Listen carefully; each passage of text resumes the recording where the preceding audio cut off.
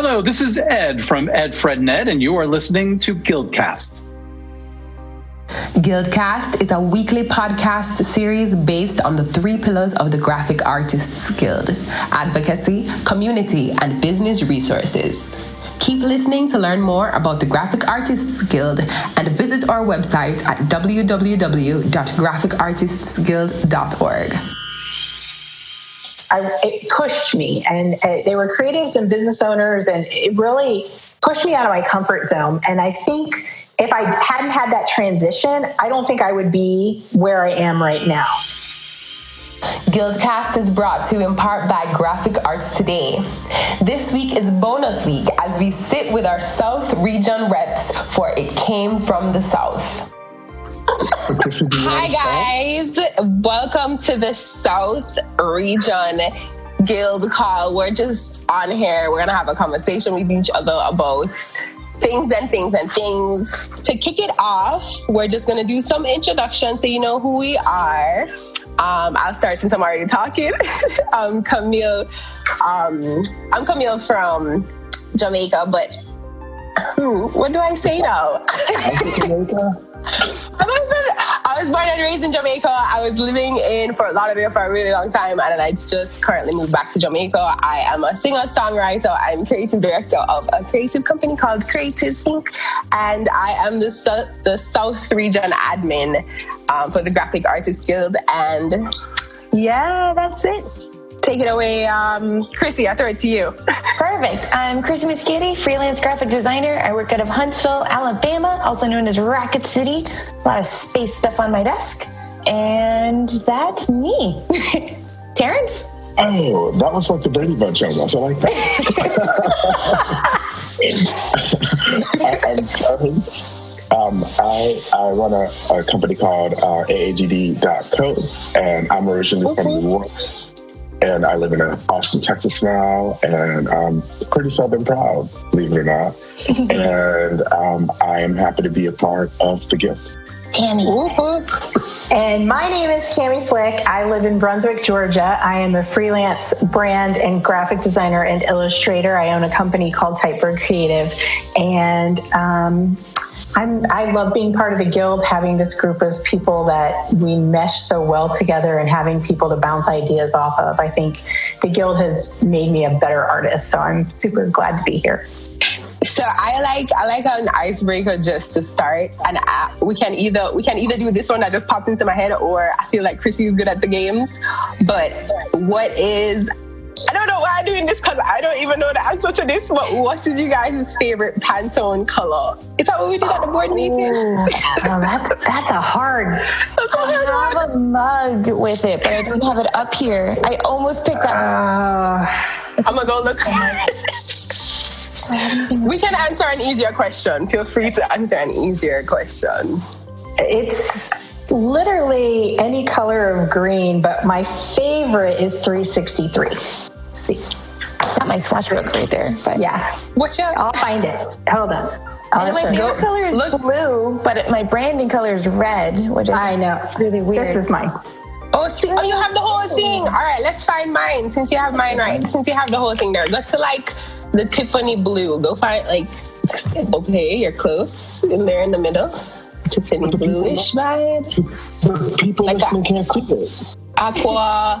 I know this is terrible. We're just trying to get to the number here. This is what's up. See, they can't see. So when I give them the name, they can go search it. Let's see. Tiffany blue. Yeah, we're up here. 37.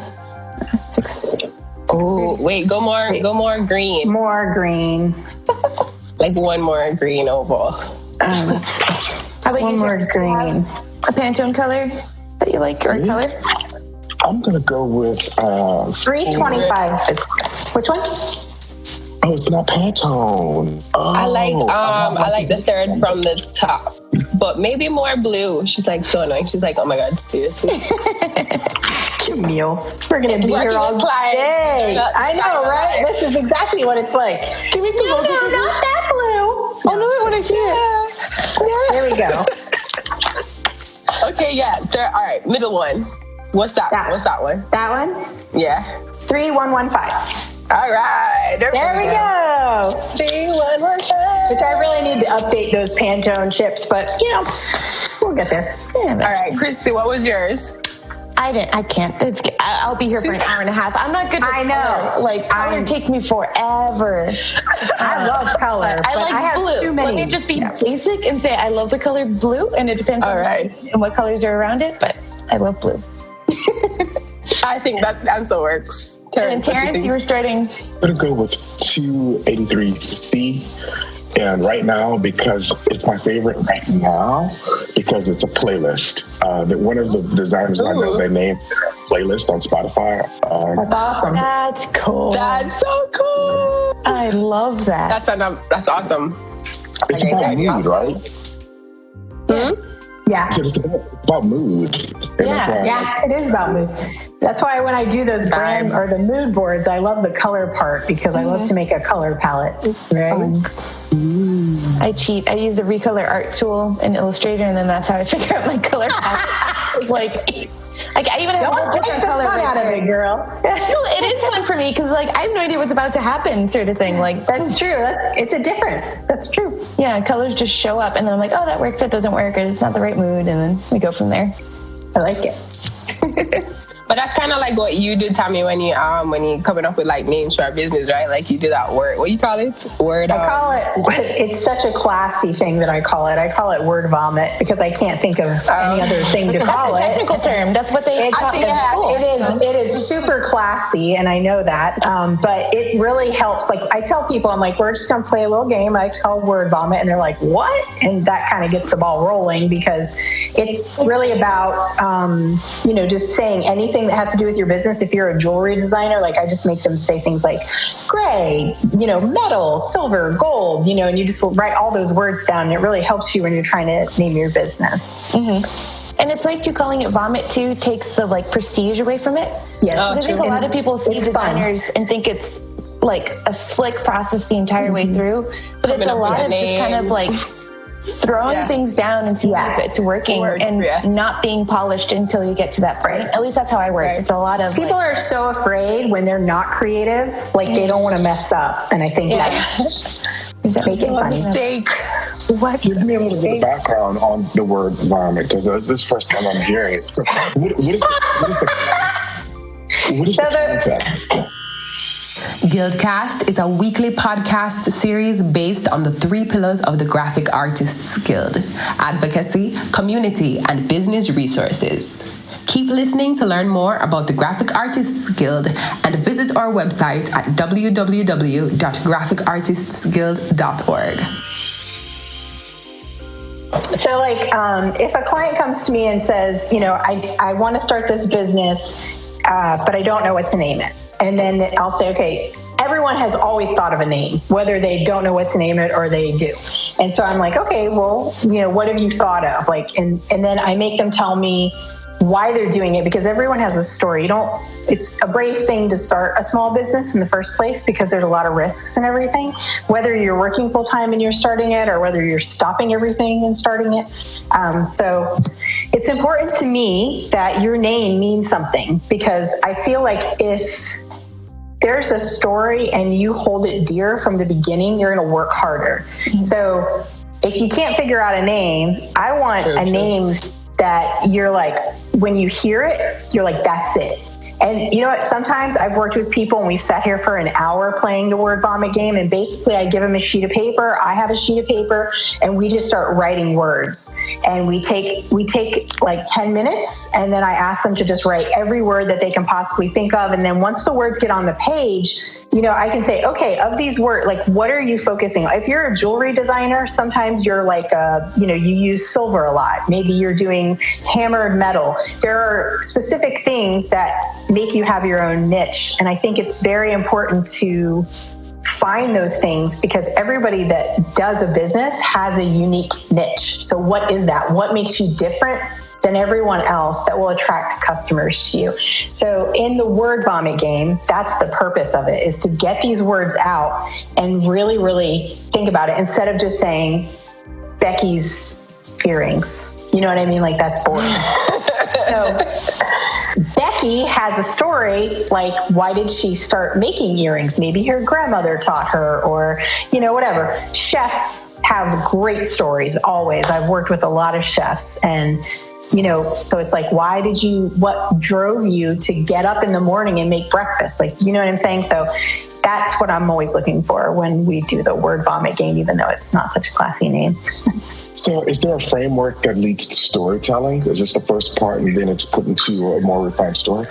Well, if you don't have a name, that's kind of the beginning. If you do have a name, then I want to know the story, because I'm a very specific type of brand designer where, if someone calls and they say they need a logo in 24 hours, I'm not your girl.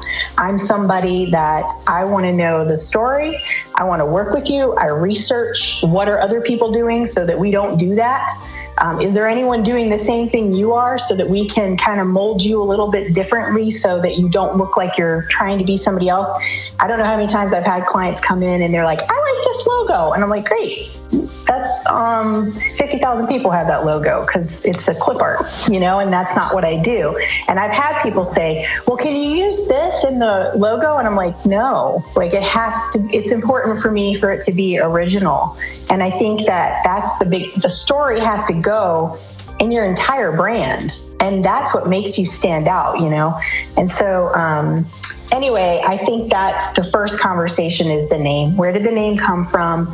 And then we go into do you have a domain name? Do you have your social media set up? Because people are like, oh, it's great to call something Becky's Earrings, but we need a domain name and we need our social media handles. And that's always the other thing. We always have to look up that stuff, and people forget that. So that's the first thing when I joke and I say I do this thing called brand education, and it's about teaching them, the client, why you need these things and what's the purpose of it. Because if they don't understand, they're not going to respect it and they're not going to do it right. And so it's one of those things when they get it, then they're like, oh, and then they're on board. And that's the whole key, because it's important. So I have in that conversation, Tammy, I didn't tell you that I did this, but I mean, it wasn't a big deal, but I went to this property in Jamaica. Shout out to Yad. I'm in Jamaica. Be up everybody in Yad right now. But I went to this property that's like a luxury tropical type vibe, so gorgeous. And of course I'm like, okay, so what does the website look like? What does the social media look like? And I'm like, this place needs to have it really, like, whatever. So I saw it and I was like, oh my God. What happens when people don't spend money on branding? Oh my God. I'm like, there's no way. I was like, there's no way. I was like, please tell me that you have somebody working on this or something, because if not, I need to help you guys or something. And then, okay, so listen up. So I was just like, so what color? So like, my brain was just doing this, right? So my brain is on 100, like spider legs, just, I don't know how to, it was just, I went on the social media and I wanted to cry. So I started to have a conversation with this dude, because he's like, oh, like my age, you know what I'm saying? Our age vibe, and like still a young kid. Like I thought, the kind of age group that you would expect to already be in social media. Right. He was not. And I was like, okay, so what's going on with the logo, and what kind of colors are you thinking about for like the brand, and what are you thinking about? So this is the questions firing out, and then the whole time he's like, I forget, this is also he did it backwards.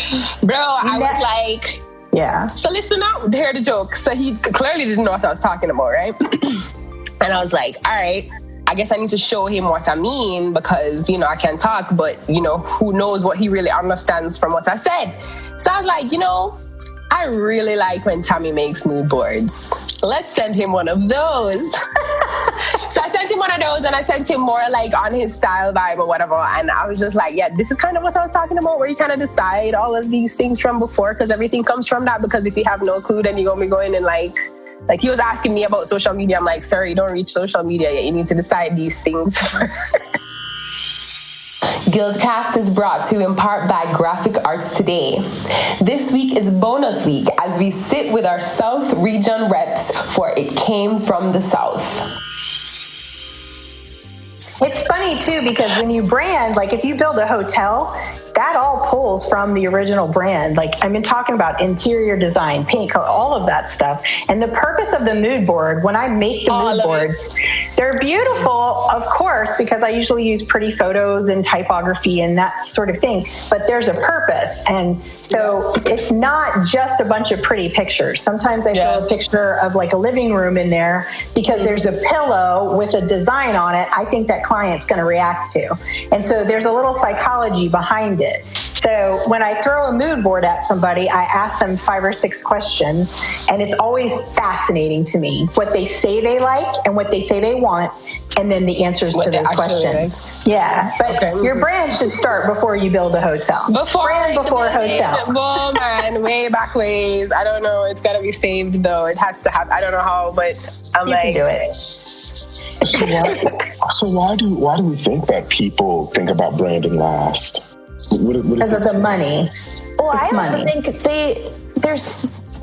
we think of branding because it's our profession. They think of earrings because it's their profession. And so like, I don't think of accounting until I have to send an invoice. Exactly. Like, and the people are, I think people are afraid because of the money. They think we're so expensive and unattainable. It's like a lawyer, right? You don't call a lawyer till the last minute. It's the same thing.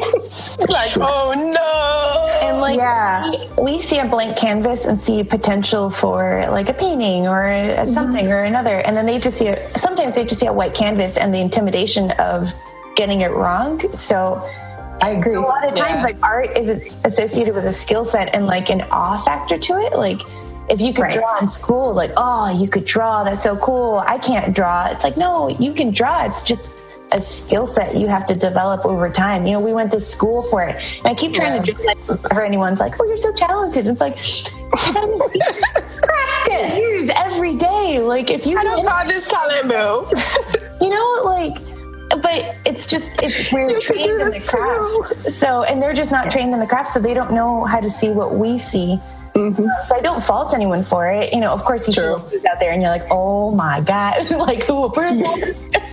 But, he just had a vision for our property and he just made it happen, and then this is what's happening afterwards. So, and it happens often. That doesn't surprise me. One of the things I love about living here in the South is we have so many creative people. I work with a lot of creatives, and my background actually started in the nonprofit sector at a natural history museum. So I worked with scientists and creatives, and so it was one didn't really balance the other. It was an argument a lot of the time because there's like a dinosaur and the artist is creating it one way and they're, I would have never done that, and so it's just like back and forth. And so I think I learned a lot in that dynamic being a photographer at the time. And so I think here it's very important to me if there is an artist, we have so many wonderful artists in the South, to really showcase who they are. So if I have an artist that just doesn't know, like they made a logo and they've drawn this logo out and they just don't know how to turn it into a vector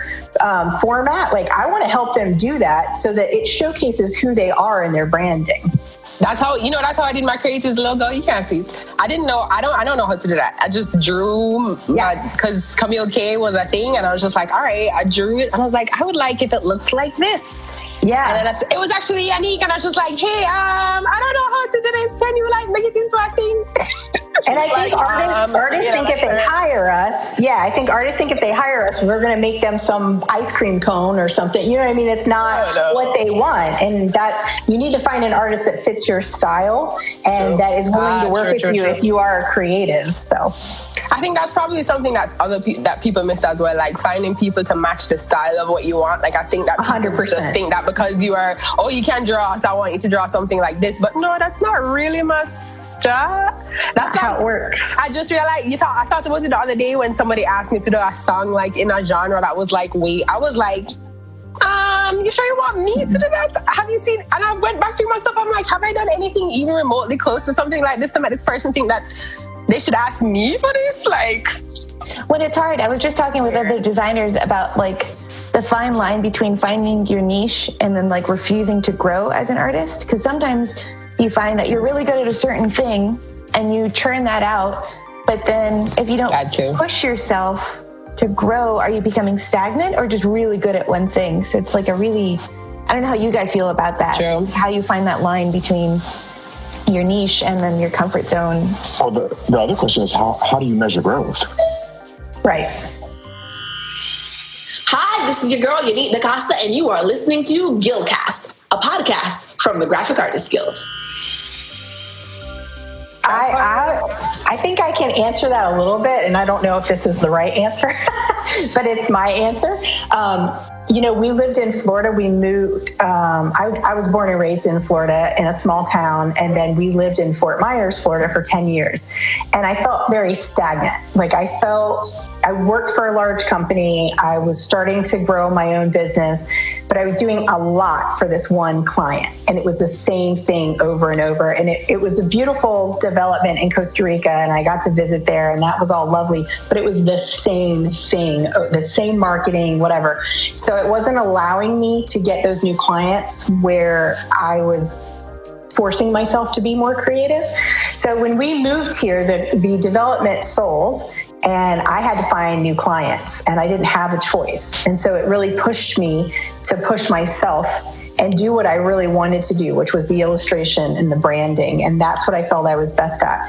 When we moved here, it's a very small town. I'm on the coast of Georgia, and the coast of Georgia is only 100 miles long. And living in the South, it's a very tight-knit community. It takes a while.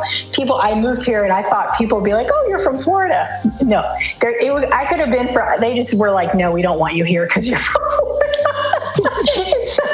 We don't know you. Yeah, but like they didn't want to be associated, whatever. So it took me a while. No, I'm serious. So I was like, oh, where have I moved? What is going on here? And so it took me a while, but I met a wonderful community of other creatives who really inspired me and really encouraged me. And I started drawing more on my own. It pushed me, and they were creatives and business owners, and it really pushed me out of my comfort zone. And I think if I hadn't had that transition, I don't think I would be where I am right now. And that was 4.5 years ago. And I sat in Florida for 10 years doing the same thing. So, I don't know sometimes if you get pushed into things that makes you grow. But I feel like, I'm a working mom, so my kids have been home with me ever since they were born, and I've worked with them at home until they went to school. So it's transitions, I think, of different time periods. And this time it was about me not having a big client and having to go find those smaller clients. So that's kind of what. Tell me once that if you're not nervous in a job or in a thing, you're not in the right place because you won't. Yeah. And you won't learn anything. If you feel too comfortable, then you're just kind of going through the motions. Yeah. Well, what I was referring to was, I think, more of just not. I don't know if it would be a thing of growth per se, because I definitely understand those. I've done lots of things that I wouldn't have ever thought I would be doing. Yeah. But I think also there are certain things where you have to be like, okay, I'm not going to do that. It was, all right, to be more specific, it was they wanted me to sing some shaky ass type thing. And I was I'm not that type of person to write that naturally. I could write it for somebody else to sing it, maybe, you feel me? Maybe how I wrote it might, depending on the situation. But the more I thought about it, it just made me go, yeah. As opposed to I could try something different. It was more like a, you know what I'm saying? That's definitely a form of growth. Yeah, that's definitely a form of growth also. Knowing what you don't do and knowing and saying, no, I'm not even, that's just not me. I can refer you to somebody or, not. Yeah, or knowing that you're not going to be authentic in that. If I was hired on to do makeup ads, I could do it, but I'm not in that right mentality. I'm not going to speak authentically in that. But if you hire me to talk about Nutella all day, every day. Nutella. I don't have to do any market research. I got it. Solid. Hey, Nutella, let's pause for an ad. Yeah. Crisy loves yours. I'm here. I'm happy to do anything you guys want. No. Like if someone this is a shout out to you. Yeah, like Tim Burton style artwork. Like that is so way outside my comfort zone. Yeah, exactly. And there's artists out there that can do that. So like we all support each other and say, hey, you know, I don't do it, but this guy Timmy that I know is gonna, you know, knock your socks off with his work. Right. And that's where it's nice to have a community that you can refer to and be like, oh, you know, Tammy's great with branding. Let me refer you to her. Or Camille, you know, sing you the best song in the universe. And it's true, and it's even like styles of drawing. Like, you know, I know Crisy and I both do illustration. Mine are a lot, you know, I don't do straight lines. Like, you know, Crisy's are beautiful, smooth, beautiful. And I do a lot of hand-drawn ink on paper, and so those lines look a lot different. And I think it's knowing when a client comes in, if I know Crisy would be the better artist, it's knowing that and moving them to that person. And I think there's a lot of power in that, knowing that, you know, because that client is going to probably refer someone else to you, even though Crisy helped. You know what I mean? I think that's important. And I think people lose sight of that because everybody's like, I got to make the work. And we've all been there. We've all been like, I'll do anything because I have to work. But I think it's very, very important to know your skills and what you're good at. And I like Tammy, what you were saying about how people, when you came to Florida, I believe, welcomed you. And I think that's an aspect of the South, the hospitality that we can definitely bring to the creative industry, and the openness, like the ability to just share ideas, especially over, you know, bourbon at, you know, lunch. That's New Orleans, that's what you do, you know? In the afternoon. I grew up in the lunch. What are you talking about? No. It's bonus week on GuildCast as we sit with our South region reps for It Came From the South. I grew up in DC, and like there you kind of give people their space. And I moved here and people were waving at me, and I was like, just moved here. But now I'm driving down the road like, hi everybody, how's it going? And so that I really appreciate. Like I moved somewhere that I'd never, like Alabama, you know, from DC to Alabama, it was a huge, you know, cultural change for me. And just seeing that complete strangers were waving at them. And I feel so bad. I want to go back and be like, I'm so sorry. I was from DC. That's why I gave you that face. But it's kind of nice, you know, that like, they'll just be like, hey, how's your day? How's it going? They'll chit chat with you at the line versus where I grew up, you had to like get in and out because otherwise like you're holding up the people behind you and they're going to get upset. So it's just that different, you know, you worry about everyone in a different way than you did up there. Different cultural practices. That's why in the South, people from New York are mean, like, because they just don't stop and talk. They don't have time to stop. And it's cold. It's not who they are. They probably assume you don't want to talk to them. So well, and I'm fortunate that I grew up in Florida because I spent a lot of time in Orlando, which is like a great place where it's like a melting pot. So many people from all, and I would travel to Atlanta all the time. I love that aspect of everybody from everywhere and learning about people. And so I think, you know, when you are born and raised in the South, you are very polite, you are brought up a certain way, and you do wave at everybody. I wave at people that don't even know me, and they're probably like, who is that crazy person? But it's just how you're raised. But you know what, though? You know what's funny too? Like, I mean, it also depends on like where too, because that's how it is in Jamaica, for example. So that's how I grew up. And, you know, you don't have to know the person. If the person is older than you and you're within speaking range, you say good morning, good afternoon, blah, blah, blah.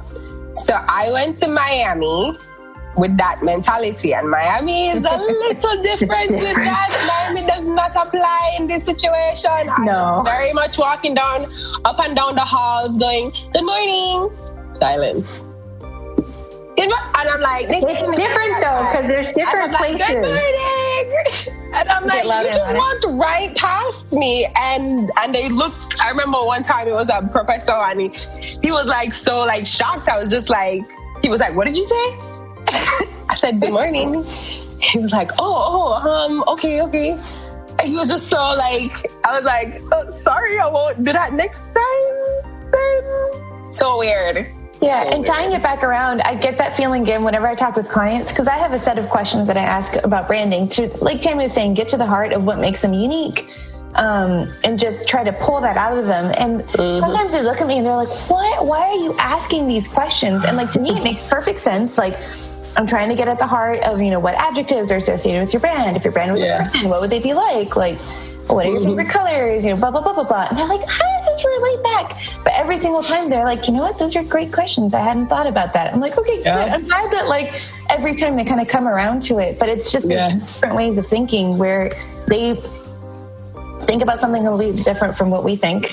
Yeah, well, life isn't all business, especially when you're developing relationships with your clients. Yeah. Community. Yeah. And it's just communication. Like, looking back, especially as a freelancer, 99.99% of the job is just human relations and just like talking to another human being, seeing how they're doing and seeing how you can help them, and then forming those relationships. This job is 5% design and 95% customer service. Yeah. Isn't it every job?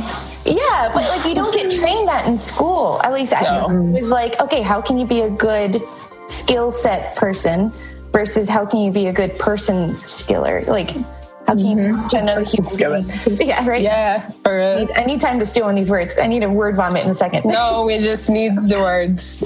The words are awesome. The other thing, the time south was kind of slower, and that's something that I didn't really recognize until, one, I started traveling, and two, until I started having more clients from like DC, because their idea of like work is kind of different than my idea. Yes, and work hours are very different too, because also in DC you have traffic. Like, I would get to work, on the way to work it was 30 minutes, on the way back it was an hour and a half, same exact distances. And so like I would get to work at 9-ish, but I wouldn't leave until 7:30 at night, because traffic was between 5 to 8 basically. So at least if you left later, you'd get the tail end of it and it wasn't too bad. But so much time in the car, so much time listening to radio or music, and just people calling you from the car, and that was totally normal. Because otherwise you're losing out on hours of your day if you didn't talk to people while in transit. It's bonus week on GuildCast as we sit with our South region reps, Tammy, Crisy, Terrence, and Camille for It Came from the South. Which is I think the turnaround time for work is different. So the development that I worked for, they were all from New York. So the saying around the office was, we don't want it in a New York minute, we want it in a New York second. So I learned to work very quickly. And then moving on to doing my own client work, it takes time. And so I had to accept that when I'm doing branding, that it doesn't happen in a New York second.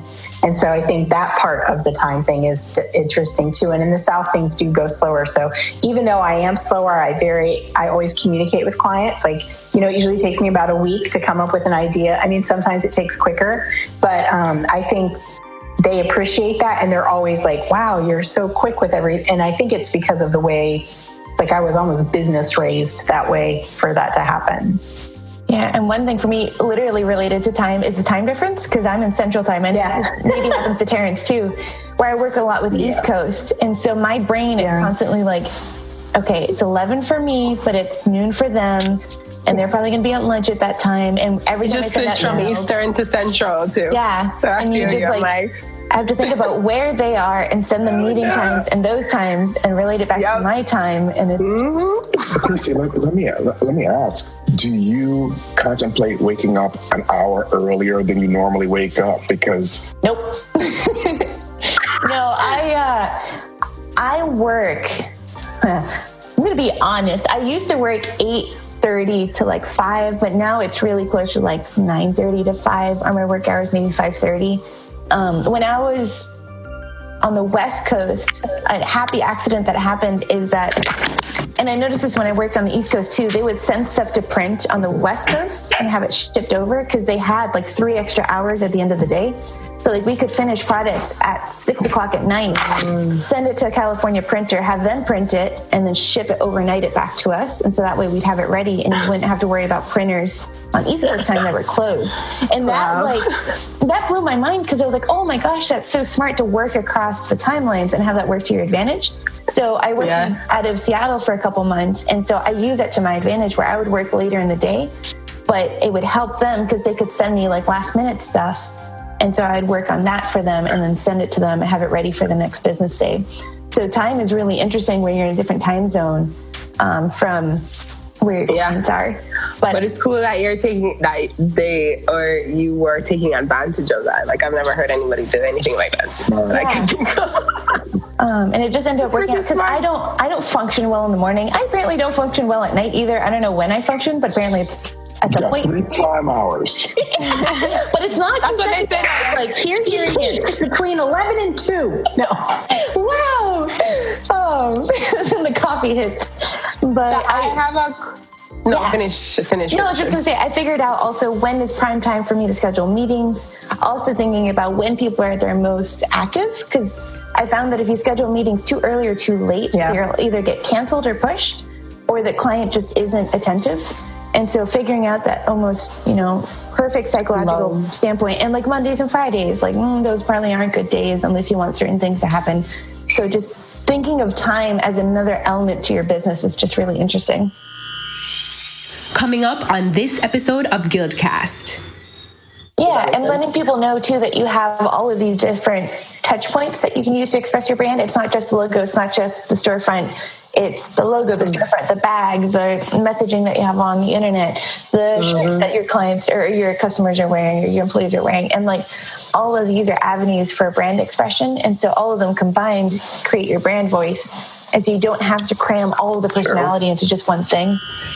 Join the Graphic Artists Guild to listen to the full version of this episode at www.graphicartistsguild.org.